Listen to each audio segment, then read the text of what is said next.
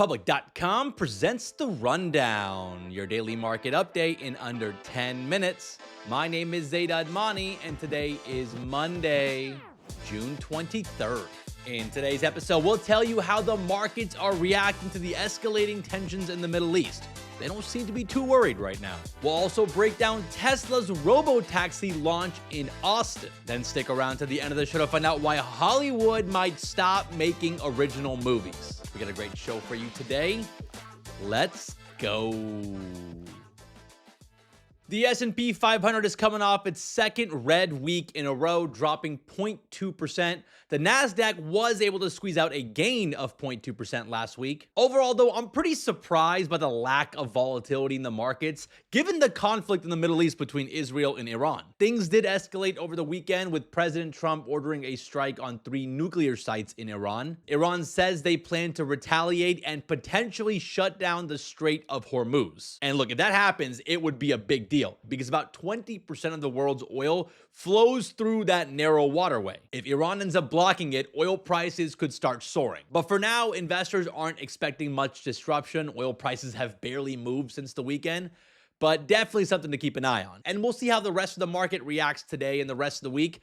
Remember, the S&P 500 is within 3% of all-time highs, which is just wild to me, given that there is a war breaking out in the Middle East and still a lot of uncertainty around trade. But look, investors seem to be optimistic that things will get worked out without too much economic disruption. So the next few weeks should be very interesting. We're going to be locked in here on The Rundown, and we'll keep you guys in the loop every day. Let's run through some headlines, starting with Tesla. Tesla finally launched their Robotaxi service in Austin, Texas over the weekend, and Elon set the price at exactly $4.20 per ride, because of course he did. Now, this wasn't a full launch. It's more of like a soft opening. It was only open to a handful of social media influencers to test out the service. These rides take place in a red Model Y with no one in the driver's seat, but there is a Tesla employee riding shotgun for safety reasons and to monitor the performance of the self-driving car. Now, if you live in Austin, keep an eye out for these cars. Tesla has put a Robotaxi logo on the side of these cars, so you should be able to see them. Now, I've seen some videos of the Robotaxis in action, and yeah, it looks pretty cool. Early reviews have been pretty positive. Right now, the cars are only available in a small part of the city between 6 a.m. and midnight. But Elon says the goal is to scale from the 10 to 20 cars they have now to over 1,000 cars in the next few months. So they're hoping to ramp up pretty quickly. I'm actually looking forward to trying this out myself. So once this becomes open to everyone, I'll make the trip over to Austin and try it out and also compare it to a Waymo. Let's shift gears and talk about Apple, because they just made another big move in streaming and they're ready to take on Netflix. The tech giant just signed a deal with Peter Chernan's North Road studio, giving Apple first dibs on any new film projects the studio develops. That's a pretty major shift, because for the last 5 years, Peter Chernan's company had been making movies for Netflix. And Peter Chernan, man, he has a stacked resume. He was the producer behind Ford versus Ferrari, which is a great movie. He's also the producer behind the Planet of the Apes franchises and the popular New Girl show from a few years ago, which is very rewatchable even today. Now, Peter Chernan's company had already been working with Apple. They produced the show C with Jason Momoa, and I guess the two sides are now expanding that partnership. And this move just signals how serious Apple is about building out their entertainment division and their streaming service. They continue to invest billions of dollars into really good shows and movies with huge high-profile stars. I mean, this upcoming F1 movie is a great example of that. It stars Brad Pitt. The movie's budget was like $300 million, and they must have spent that much on marketing too, because I've seen this movie everywhere. Honestly though, I hope the movie is really good. It comes out on Friday, June 27th, and I'm definitely going to go see it. You know, I'm a big F1 fan. And by the way, Tim Cook is not paying me to say that. I mean, could you imagine if Apple took their AI efforts as seriously as they take streaming? Apple Intelligence and Siri might not be a laughingstock at this point.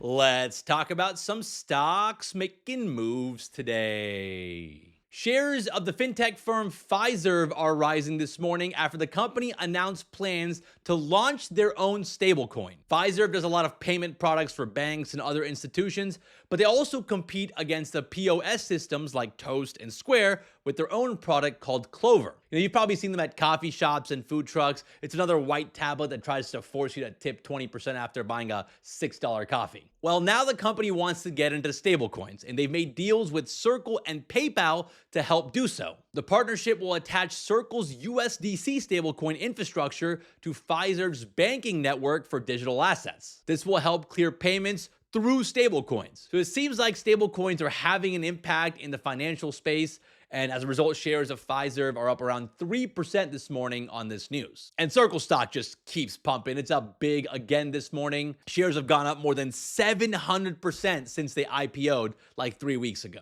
Now, on the flip side, shares of Hims and Hers are down nearly 30% this morning after Novo Nordisk abruptly canceled a high-profile partnership to distribute its blockbuster weight loss drug Wegovy through Hims' platform. Telehealth company had struck a deal with Novo Nordisk back in April to offer Wegovy through its platform, which was seen as a win-win for both sides. Novo Nordisk would broaden access to one of its top-selling drugs, while Hims would secure a critical lifeline as regulatory scrutiny mounted over their selling of compound weight loss drugs. See, for months now, Hims has been selling these copycat GLP-1 drugs because of a shortage in these drugs a while back. But now there's no more shortage, so selling these compound drugs isn't legal anymore. So this Novo Nordisk deal was supposed to be a path forward. But Novo Nordisk is canceling the partnership over concerns about Hims' misleading marketing and because Hims is still selling compound GLP-1s on their platform. Novo Nordisk did keep their partnership with other telehealth providers, including LifeMD, which saw their stock rise more than 4% on this news. But yeah, Hims is getting crushed right now. Stock saw a rapid rise in their price this year,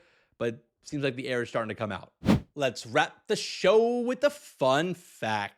Pixar just had its worst box office opening in their history. Their new original movie, Elio, brought in just $21 million over the weekend, which is brutal, especially since Disney reportedly spent over $250 million to make and market this movie. I mean, Pixar movies used to be a guaranteed hit back in the day, but that's just not the case anymore. And this continues a trend of original movies struggling at the box office. The last original Pixar movie, Elemental, also flopped when it was released back in 2023. And I think this is a great example why Hollywood studios are hesitant to make original movies. Elio had great reviews. I personally know some parents that took their kids to see it and they really liked it. But these days, audiences aren't going to the movies for originality. They want familiarity. And that's why sequels crush it. Inside Out 2 made over $1.7 billion.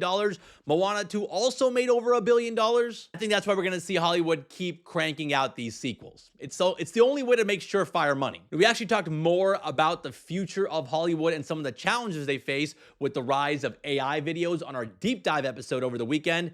It was a great episode, so go check that out if you missed it. A bonus fun fact about Pixar: Steve Jobs actually became a billionaire because of Pixar and not Apple. We should probably do a deep dive about that because it's a very interesting story. Both Apple and Pixar could probably use Steve's help right now. Well, all right, guys, that's the rundown for today. Hope you guys enjoyed that episode. If you did and you have like 8 extra seconds, consider giving us a 5-star rating on Apple or Spotify or wherever you listen to your podcasts. And if you do listen on Spotify, don't forget to vote in today's Spotify poll. Leave us a comment on Spotify. All that engagement really does help us out, and it helps other people find the show. Thank you guys so much for listening. Shout out to Mike and Connor for all the help behind the scenes. And we'll see you guys back here tomorrow.